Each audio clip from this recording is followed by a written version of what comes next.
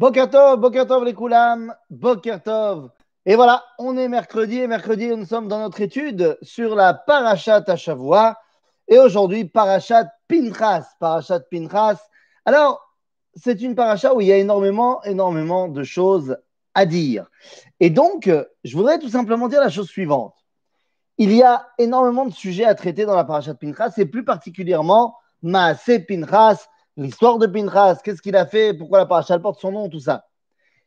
Ce que je vous propose, c'est que dans ce cours-là, je n'en parle pas. Voilà, je n'en parlerai pas. Je vais parler justement d'un sujet qu'on ne traite pas souvent dans la paracha.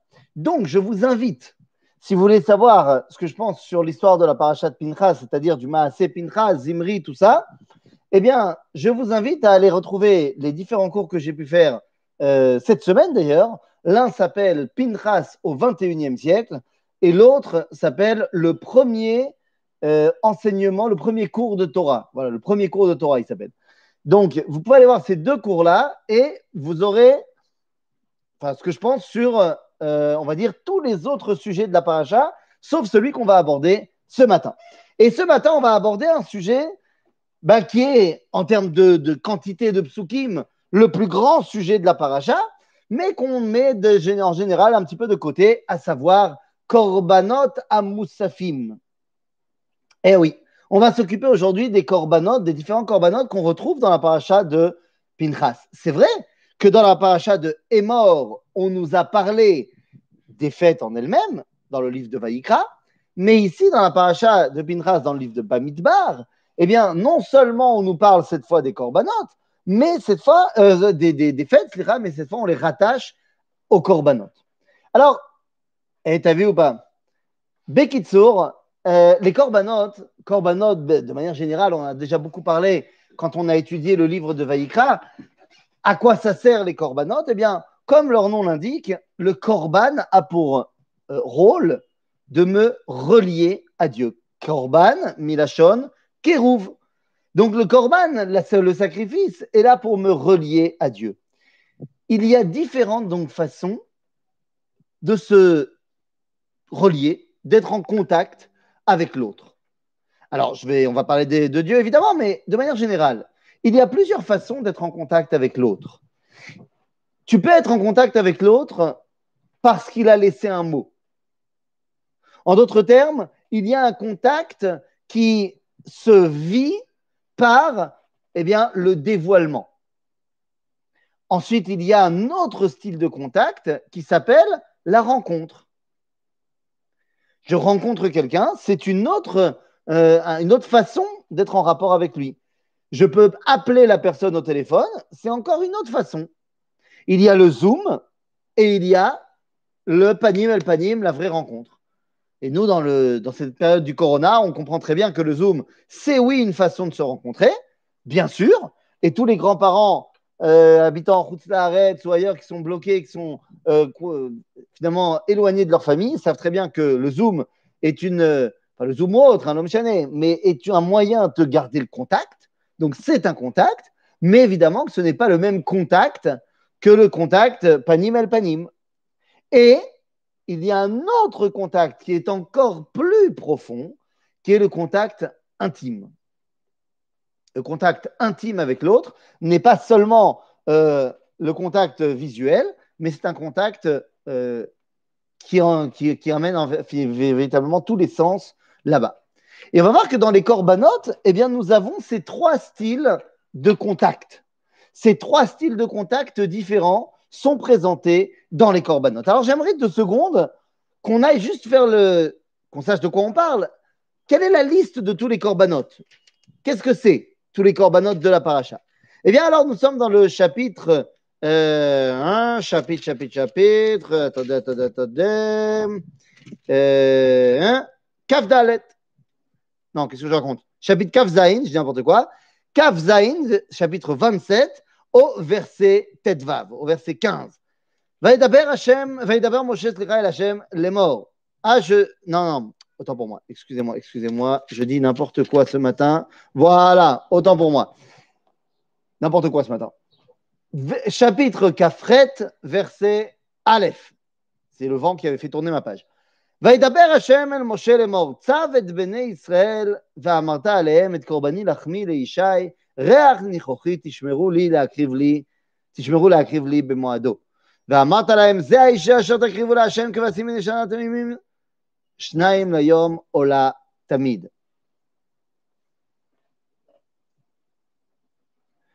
Mais il y a plein de corbanotes qui ont déjà été traités, c'est nachon. Maintenant, pourquoi est-ce que ça revient ici, ou ça a déjà été traité là-bas et ça revient ici? Dans le livre de Shemot, on parle du kavua, c'est-à-dire qu'on parle du service divin qui est dans le domaine de l'éternité. Et c'est donc pour ça que là-bas, on parle du tamid d'Afka. Ici, on le replace dans le contexte de tous les corbanotes pour lui donner cette nouvelle dimension. Alors, justement, le premier de ces corbanotes, c'est korban à tamid. Le tamid, il a lieu, en fait, il y en a deux. Il y a le tamid du matin et le tamid de fin d'après-midi de mincha. D'accord? Donc, on va dire tamid, c'est un korban, un style. Deuxième korban, ubeyom ha-shabbat, shne kevasim bnei shana temimim. Donc, nous avons un autre korban qui est le korban de Shabbat. OK. Et nous avons un autre korban qui est Uberache Chodshechem takrivu ola l'Hashem parim bnei shana, parim bnei bakar srashtaim ve'il echad v'chadome v'chadome. Donc, nous avons une première triplette qui s'appelle Tamid, Shabbat et Rosh Chodesh. OK? Ensuite, nous avons d'autres corbanotes. C'est quoi ces autres corbanotes? Eh bien, voilà. Uba Chodesh Harishon, Be'arba Asar Yom LaChodesh, Pesach l'Hashem. Donc, nous avons un autre korban qui arrive maintenant, c'est le korban de Pesach. Pesach, premier jour de Pesach. Ensuite, on nous arrive et on nous dit que le 7e jour, Bayom HaShevi, Mikra Kodesh Yelachem, Kol Mechet Avoda, Lo Ta'asu. Donc, nous avons un autre korban à faire qui est le 7e jour de Pesach, le dernier jour de Pesach. Donc, on a les corbanotes liés à Pesach. Ensuite, on a les Bikurim. Les Bikurim, Bayom HaBikurim, Ba'akrivchem, Mincha Chadasha, blablabla. C'est Chag HaShavuot. Et ensuite, on dit, Chodesh HaShevi'i be'echad lachodesh, Mikra Kodesh, Yelachem, Melechet Avodah Lo Ta'asu. On nous parle de quoi? Rosh Hashanah. Ensuite, on va nous parler Be'asor lachodesh, évidemment, Yom HaKippurim. Et ensuite, on arrivera à Sukkot et Shmini Atzeret. Donc, récapitulons. Nous avons Tamid, Shabbat, Rosh Chodesh, Pesach 1 et 2, Shavuot, Rosh Hashanah, Yom Kippourim, Sukkot et Shmini Atzeret. Ok? Nous avons donc ici 10 corbanotes très particuliers qui rythment l'année juive. 10 façons différentes de se lier à Dieu. Mais qu'en fait, on va pouvoir subdiviser en 3 triplettes. En Tamid, Shabbat et Rosh Chodesh. Ensuite, Pesach, Shavuot, Sukkot. Et ensuite, Rosh Hashanah, Yom Kippourim, Shmini Atzeret. Alors, essayons de comprendre de quoi il s'agit. On parle d'un korban comme étant la relation qu'on a avec Akadosh Baruch Hu. Et j'ai dit qu'il peut y avoir 3 styles de relation, de contact, de lien avec Dieu. Il y a un lien par le dévoilement, c'est-à-dire un lien qu'on va appeler aujourd'hui le lien Zoom. Il y a un lien par le contact panim el panim. Et il y a un lien par le contact intime. OK?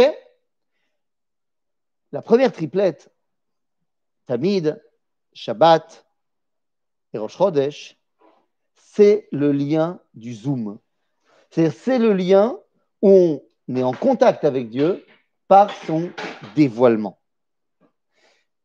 Le Korban à Tamid, eh bien, ça nous rattache directement à ce que nous explique Rabbi Chaim de Volojine dans son fameux Nefesh HaChaim Sha'arbet, lorsqu'il nous dit comment est-ce qu'on doit comprendre dans la Tfila lorsqu'on dit Mechadesh bechol yom tamid ma'aseh bereshit. A priori, normalement Dieu il a terminé la création du monde. Qu'est-ce que ça veut dire que tous les jours je dis Mechadesh bechol yom tamid ma'aseh bereshit? Ça paraît bizarre. Eh bien en fait, Rabbi Chaim de Volojine nous explique dans son Nefesh HaChaim, donc Sharbet, que ça veut dire que tous les jours, Umechadesh et Retsono sheyeh olam, que tous les jours, il remet sa volonté qu'il y ait le monde. En d'autres termes, le Korban Tamid, c'est le dévoilement perpétuel qu'il y a, qu'il y a Dieu. Comment? Parce qu'il y a le monde. Si le monde existe, c'est que Dieu veut qu'il existe, et que donc, si il n'y avait pas de volonté de Dieu que le monde existe, le monde n'existerait pas. En d'autres termes, eh bien, ce Korban Tamid nous montre le dévoilement de Dieu au quotidien. Ce n'est pas encore la vision panim el panim, parce que c'est une déduction qui est faite par la compréhension de ce que veut dire la volonté du Créateur. Shabbat, c'est pachout. Shabbat, c'est hot beni o benechem, shema, ki sheshet yamim asa Hashem. C'est-à-dire que là aussi, le Shabbat est un jour qui vient symboliser un moment du dévoilement. Et le dévoilement par la création du monde. C'est-à-dire qu'il n'y a pas eu de rencontre encore au moment de la création entre Dieu et l'homme. Mais on m'a raconté qu'il y avait ce dévoilement. Donc c'est encore une fois un zoom. Et le troisième, eh bien il s'agit de Rosh Chodesh. Et Rosh Chodesh, c'est la première mitzvah que Dieu nous a donnée lorsqu'on est sorti d'Égypte. La première mitzvah, c'est Gilou Yaratzon. C'est le dévoilement de la volonté du Créateur, c'est ça la mitzvah. Ce n'est pas encore, lorsque je fais une mitzvah, je m'attache à la volonté du Créateur, je ne suis pas encore face à lui directement. Donc cette première triplette de Korbanot nous montre le lien par rapport à sa Opha'a, par rapport à son dévoilement. Ensuite, nous arrivons à une autre triplette quatuor, parce que je mettrai dedans les deux Korban de Pessah pour la compréhension ensemble. On a donc Pessah, Shavuot et Sukkot. Ces trois fêtes-là ont un point commun. Quels sont le point commun de ces trois fêtes-là? Très simple. Ces trois fêtes-là sont appelées dans la Torah Shalosh Regalim et ils ont tous un objectif. Shalosh Pa'amim Bashana Yira'e Kol Zechurecha et Pene Adon Hashem. Le but des trois fêtes de pèlerinage des Shlosha Regalim, c'est de rencontrer Dieu Panim El Panim. De rencontrer Dieu au Beth Amikdash Pne Hashem. Je ne sais pas ce que ça veut dire, je ne peux pas t'expliquer, je ne l'ai jamais vécu.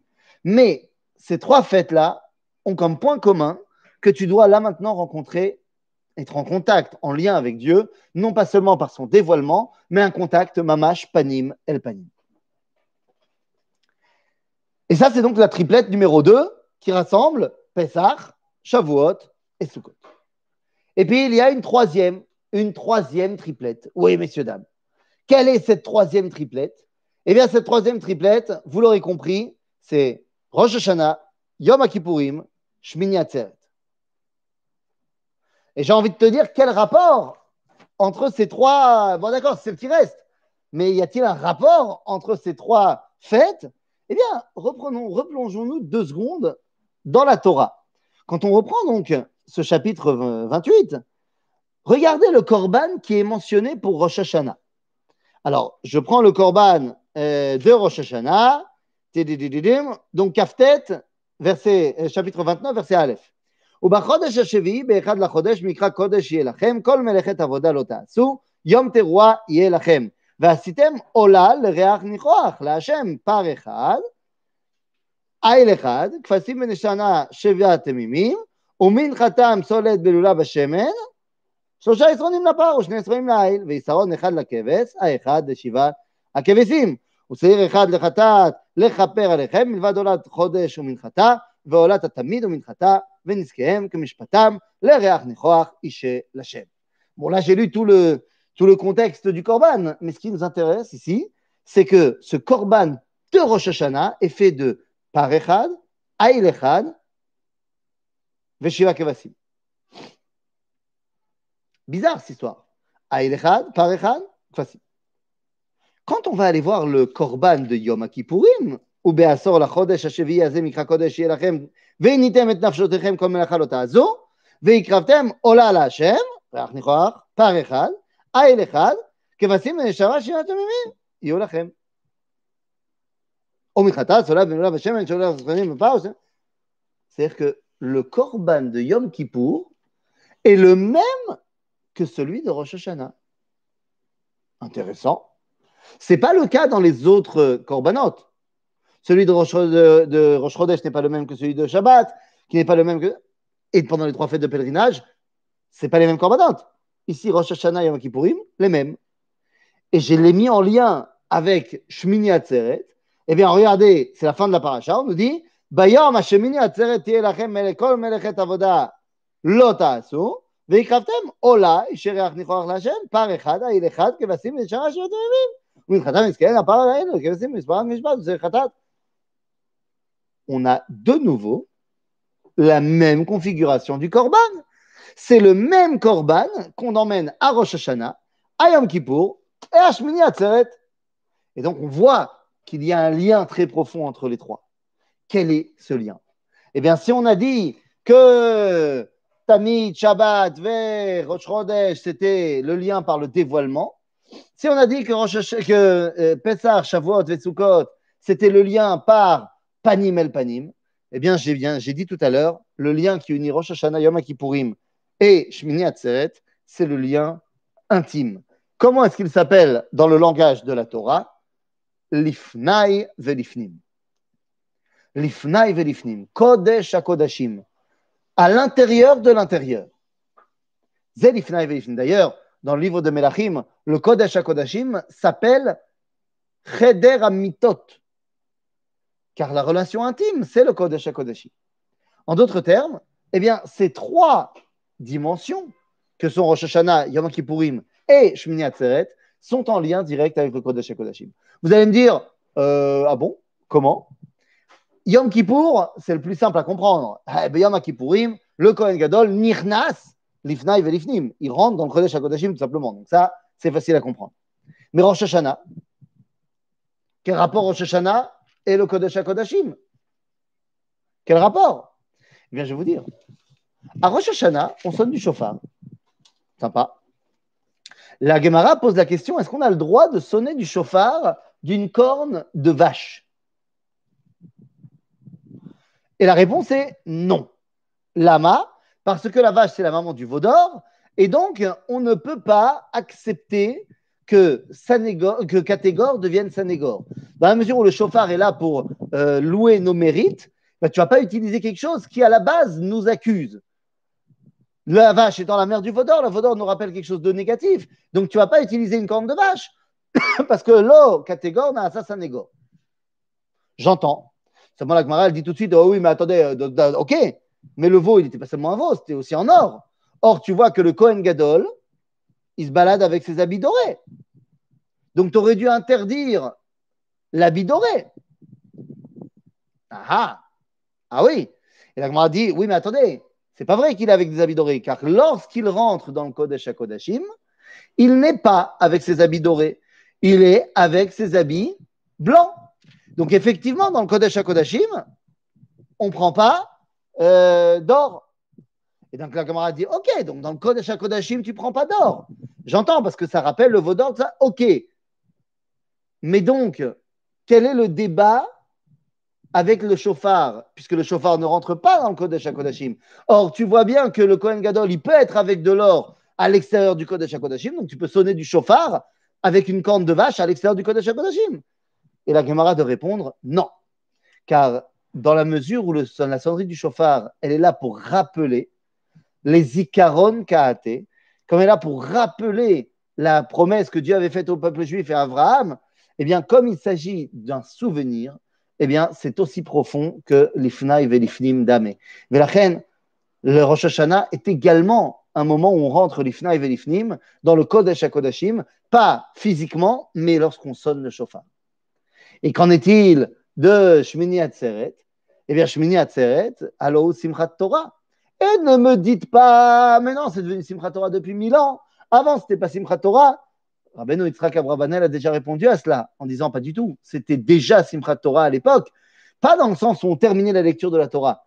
Il nous explique Abravanel que tous les ans, à Shmini Atzeret, on lisait une partie de la Torah pour se souvenir du Mahamad Hakel. Et donc, le Yalkut Shimon, il nous dira que dans la mesure où il s'agit de la Torah, qui est à la fête Hashmini Atzeret, eh bien, la Torah, on nous dit qui est kara mi peninim, elle est plus importante encore, plus riche, plus comment dire, précieuse que les perles. Et nous dit le Midrash, mazé mi peninim, mi kohen gadol anichnas lifnai velifnim.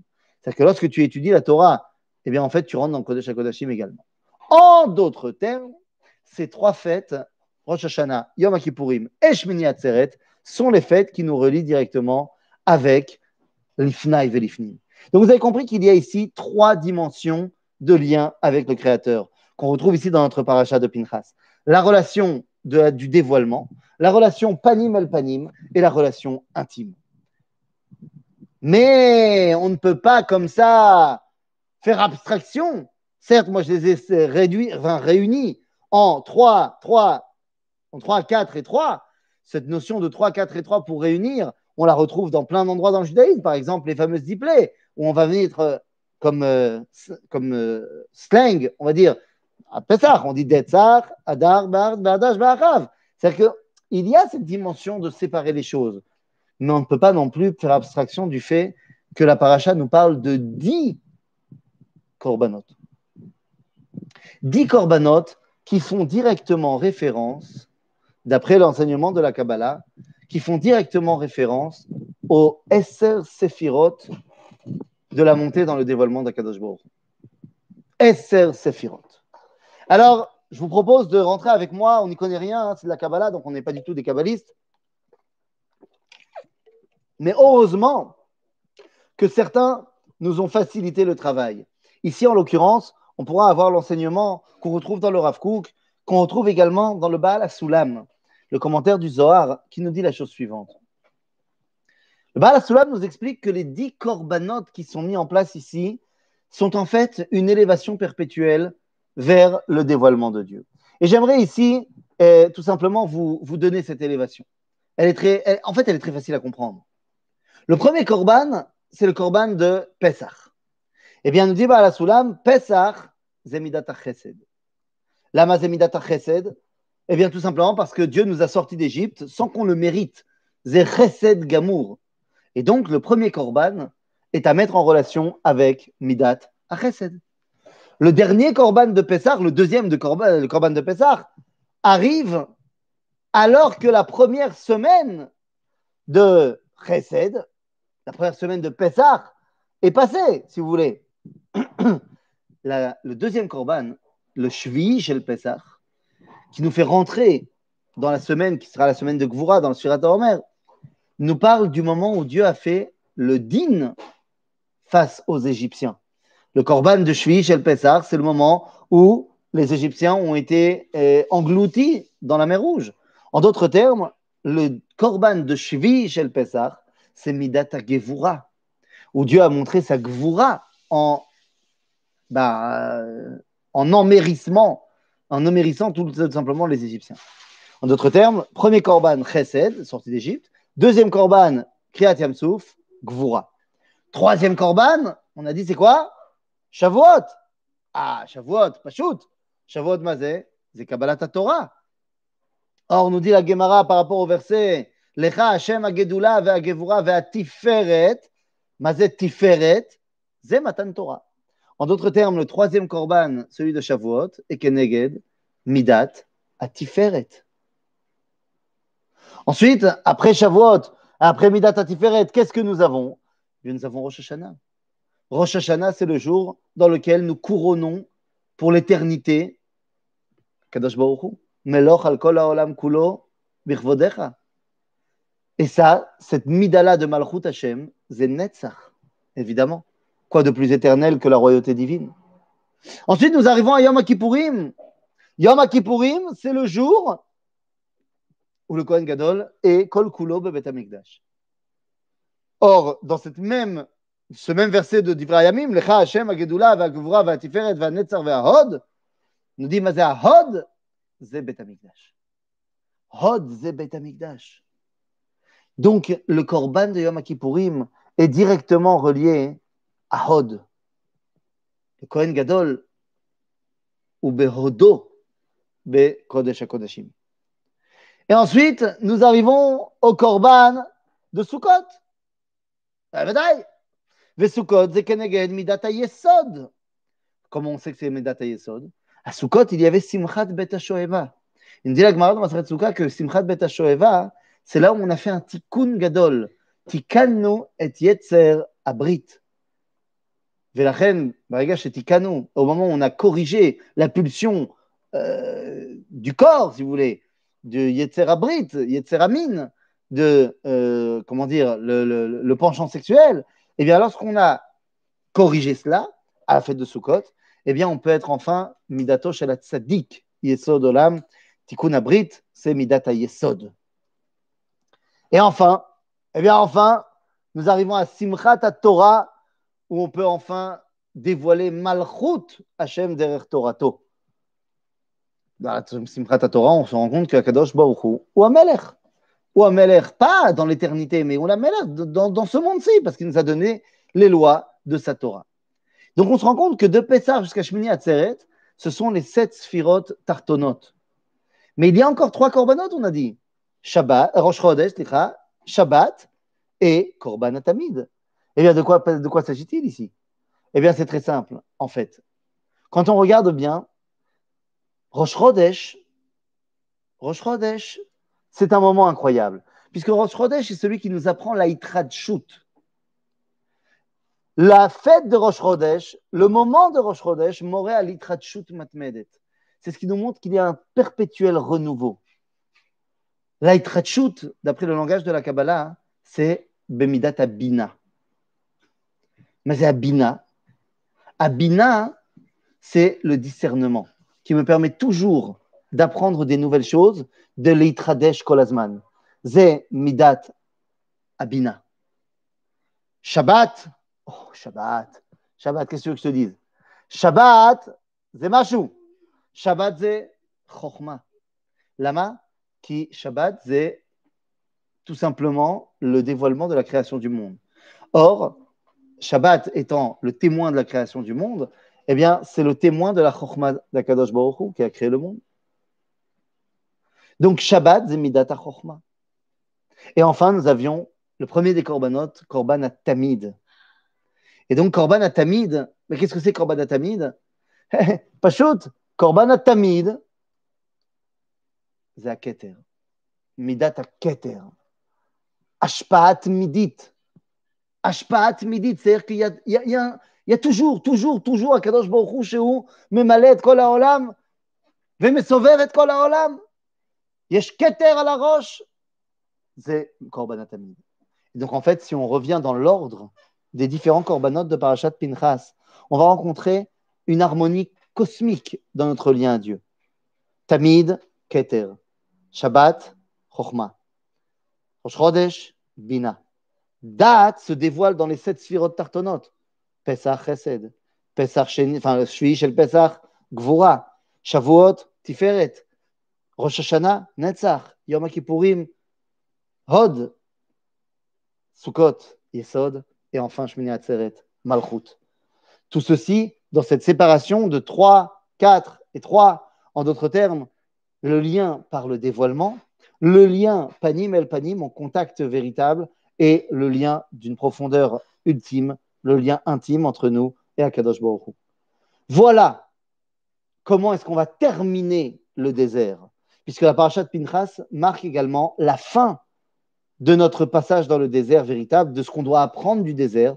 Les parachutes de Matot et Masei auront pour rôle de finalement nous sevrer du désert pour nous préparer au livre de Devarim et à l'entrée en Eretz Israël. Shabbat Shalom les amis.